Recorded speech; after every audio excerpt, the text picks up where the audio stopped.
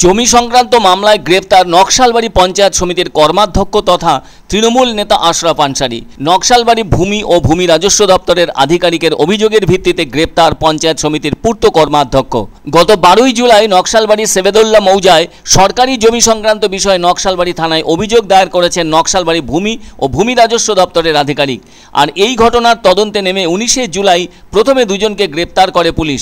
এরপর এদিন আরও একজনকে গ্রেপ্তার করা হয়। এ ব্যাপারে ধৃত পূর্ত কর্মাধ্যক্ষ জানান তিনি নাকি জমির দালাল, আর যেহেতু তিনি মুখ্যমন্ত্রীকে অভিযোগ জানিয়েছেন সেজন্য তাকে গ্রেপ্তার করা হয়েছে বলে দাবি ধৃত নকশালবাড়ি পঞ্চায়েত সমিতির পূর্ত কর্মাধ্যক্ষ আশরাফ আনসারীর। তিনি আরও বলেন পুলিশ ও ভূমি রাজস্ব দপ্তরের আধিকারিক নিজেরা অসুবিধায় পড়ে তাকে গ্রেপ্তার করেছে, ফলে ধৃতের দাবি তাকে ফাঁসানো হয়েছে।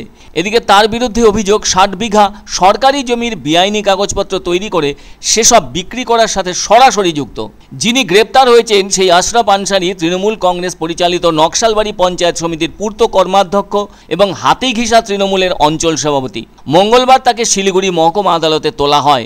ঘটনার সূত্রপাত আজ থেকে 1 বছর আগে। সূত্র মারফত জানা গেছে এলাকার বাসিন্দা অনিতা রানী ছেত্রীকে একটি জমি বিক্রি করেন আশরাফ, আর সেই জমির সঠিক কাগজপত্র নেই।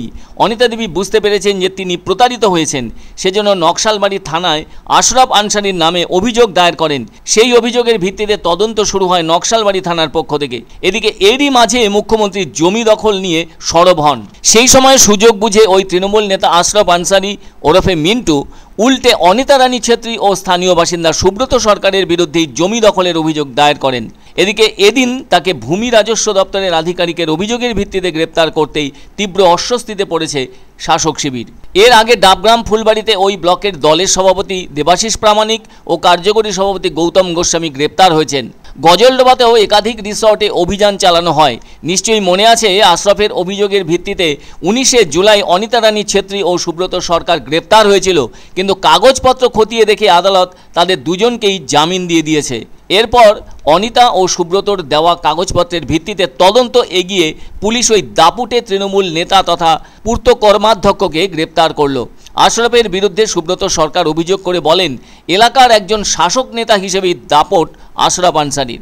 সুব্রতবাবু বলেন জমির কারবার করে একাধিক নকল দলিল বানিয়ে সরকারি জমি বিক্রি করেছে আশরাফ, ফলে তার বিরুদ্ধে আমরা সোচ্চার হতেই আমাদের গ্রেপ্তার করানো হয়। সুব্রতবাবু আরও বলেন তার কাছে একাধিক নথি রয়েছে যাতে ওই নেতা টাকার বিনিময়ে যে জমি বিক্রি করেছেন সেটা স্পষ্ট, আর আমার নামে তো কোনো জমিই নেই। মিথ্যে মামলায় তাকে ফাঁসানোর চেষ্টা হয়েছিল, সেজন্য আমরাও শাস্তি চাইছি। এলাকায় জমি বিক্রি ছাড়াও ভিন রাজ্যের অনেকের কাছেই ওই নেতা একইভাবে জমি বিক্রি করেছিল। এদিকে ধৃত আশরাফ আনসারী নিজেকে নির্দোষ বলে সাফাই গাইছেন পুলিশের কাছে।